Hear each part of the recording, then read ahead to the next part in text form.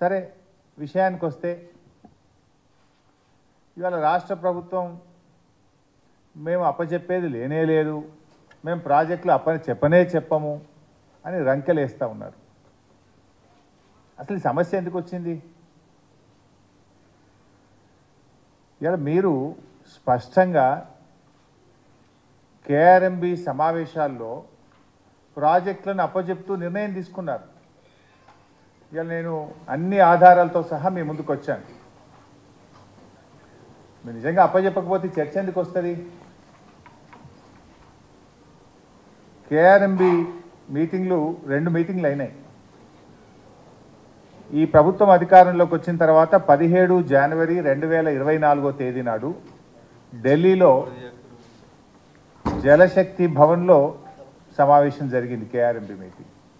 ఆ meeting minutes ఈరోజు నేను సొంతంగా తయారు చేయలేదు, ఇది కేంద్ర ప్రభుత్వం విడుదల చేసిన మినిట్స్. ఇది కేంద్ర ప్రభుత్వం ఇచ్చిన మినిట్స్.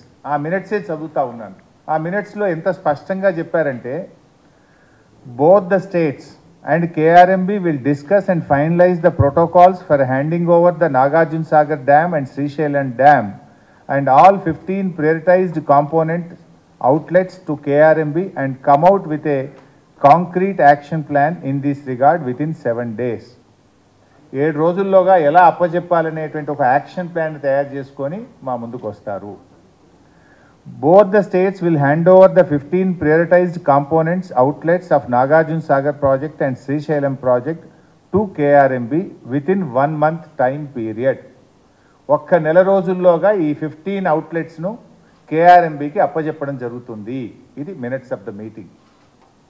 మూడవది, CRPF will keep a strict vigil on the dam site and will allow the engineers officials from Government of AP and Government of Telangana to enter the premises of Nagarjuna Sagar Dam only after the permission of KRMB. Telangana Andhra ఇంజనీర్లు ఎవరన్నా dam మీదకి పోవాలంటే KRMB అనుమతి తీసుకున్న తర్వాతనే CRPF పోలీసులు మిమ్మల్ని అనుమతిస్తారు. Number 4, both the states will immediately release the funds to KRMB for this financial year and the dues of yesterday's in order to enable KRMB to fulfill their statutory obligations. ఇంత స్పష్టంగా ఢిల్లీలో జరిగిన సమావేశంలో నెల రోజుల్లోగా ప్రాజెక్టులన్నీ కేంద్రానికి అప్పగిస్తారు అని చెప్పి ఇది మినిట్స్ ఆఫ్ ద మీటింగ్. ఈ మినిట్స్ వచ్చిన తర్వాత ఏం జరిగింది? తెల్లారి పొద్దున్నే పత్రికల్లో చూస్తే ఇది వెలుగు దినపత్రిక. ఇందులో కేఆర్ఎంబికి ఓకే చెప్తేనే శ్రీశైలంలో కరెంటు ఉత్పత్తి, నిర్వహణ బాధ్యత కేఆర్ఎంబికి ఇచ్చేందుకు ఓకే చెప్పిన అధికారులు, ఫలితంగా ఏపీకి లాభం, తెలంగాణకు నష్టం జరిగే ఛాన్స్. ఇది పత్రికలో స్పష్టంగా వచ్చింది.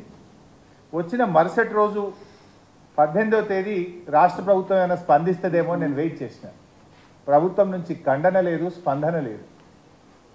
అదేవిధంగా ఇంకొక దినపత్రిక సాక్షి దినపత్రిక. ఇది మరుసటి రోజు 18వ తేదీ కృష్ణా జలాల హక్కుల పరిరక్షణలో ఫలించిన సీఎం జగన్ కృషి, అంటే ఆంధ్రప్రదేశ్కు మేలైందని చెప్పి, జగన్ విజయవంతంగా ఆంధ్రప్రదేశ్కు లాభం చేసిండని చెప్పి సాక్షి దినపత్రిక రాసింది.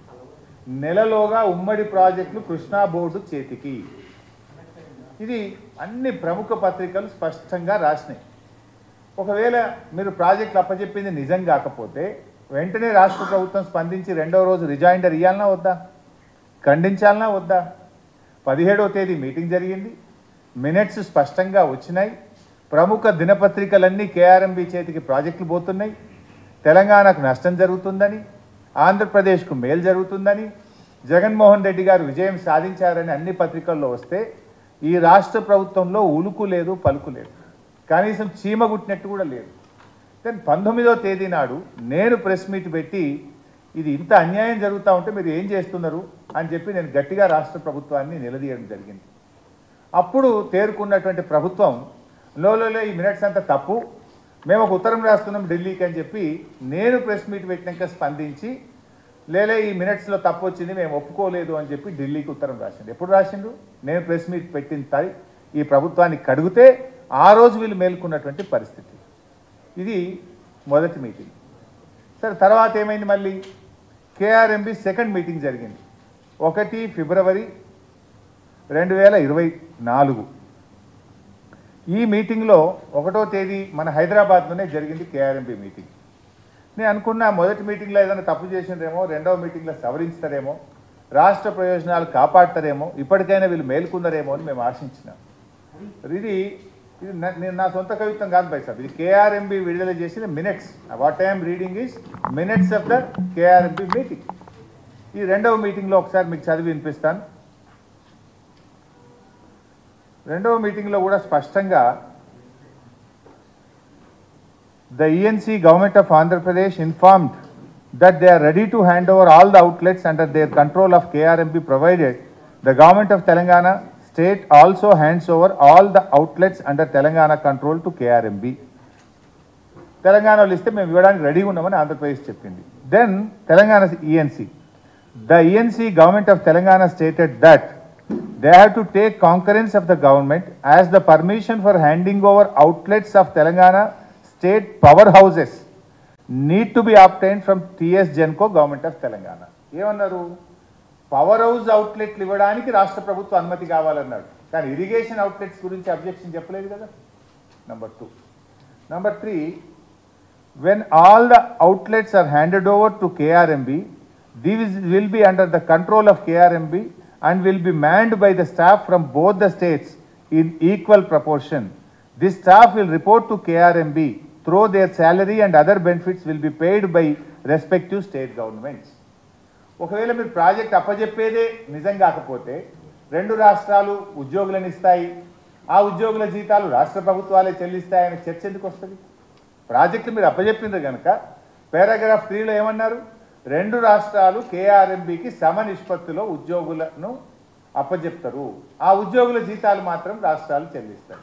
మీరు ప్రాజెక్టులు అప్పజెప్పిందే నిజం కాకపోతే ఉద్యోగులు ఇచ్చే ప్రస్తావన ఎందుకు వస్తుంది? This is the minutes of the meeting. Number 2, ఇంకా మంచిగా వీడియోలోనే వినండి, వాళ్ళ మాటలుగా నేను చెప్పింది కాదు. You can listen their words. వాళ్ళు 2వ కేఆర్ఎంబి మీటింగ్ జరిగిన తర్వాత బయటకు వచ్చి ఆంధ్రప్రదేశ్ ఈఎన్సీ గారు, తెలంగాణ ఈఎన్సీ గారు మీడియాతో మాట్లాడారు. ఏం మాట్లాడారో ఒకసారి దయచేసి మీరే వినండి. To hand over monitoring and water releases of 15 outlets which are identified on both the reservoirs. దానికోసం స్టాఫ్ని ఎవరైనా పెట్టాలని దాని మీద so representation from both sides ఉంటారు. మళ్ళీ 3 మెంబర్ కమిటీ రికమెండేషన్స్ ప్రకారము కేఆర్ఎంబి రిలీజ్ ఆర్డర్స్ను ఇంప్లిమెంట్ చేయడము, ఎన్షూర్ చేయడము వాళ్ళ బాధ్యత అవుతుంది. ఏదైనా సడన్గా ఇఫ్ దేర్ ఆర్ చేంజెస్ అంటే రిలీజ్ ఆర్డర్ ఇచ్చిన తర్వాత ఆ వాటర్ అవసరం లేకుండా పోయితే ఏదైనా స్టేట్కి, ఎందుకంటే సడన్గా వర్షాలు రావచ్చు, అప్పుడు నీళ్ళను సేవ్ చేయడానికి ఏదైనా ఇష్యూస్ ఉంటే కూడా ఇమీడియట్గా 3 మెంబర్ కమిటీలో ఉన్న any member from any state represent చేస్తే accordingly modifications will also be taken up. Seasonal ఇప్పుడైతే 3 మ్యాన్ కమిటీ ప్రకారమే ప్రాజెక్ట్ ఆపరేట్ అవుతుంది. బట్ ఆపరేటింగ్ పార్ట్ మొత్తం కేఆర్ఎంబికి తీసుకునేటట్టు ఈరోజు నిర్ణయం జరిగింది. కేఆర్ఎంబికి కావాల్సిన స్టాఫ్ కానీ both states Telangana and AP మేము మా స్టాఫ్ వాళ్ళకి ఇస్తాం ఆపరేషన్కు. Water releasing quantum, water releasing schedule as per 3 man committees decision జరుగుతుంది. 2 రాష్ట్రాల ఈఎన్సీలు మీటింగ్ జరిగిన తర్వాత బయటకు వచ్చి వీడియో కూడా మీకు పంపిస్తాను. ఆంధ్రప్రదేశ్ ఈఎన్సీ గారు స్పష్టంగా కాంకరెన్స్ అనే పదం వాడింది. అంటే 2 ఈఎన్సీలు కూడా బయటకు వచ్చిన తర్వాత కేఆర్ఎంబికి ప్రాజెక్టులు అప్పచెప్తాం, ఉద్యోగులను అప్పచెప్తాం, నిర్వహణ అంతా కూడా కేఆర్ఎంబి చూసుకుంటుందని అంత స్పష్టంగా చెప్పినారు.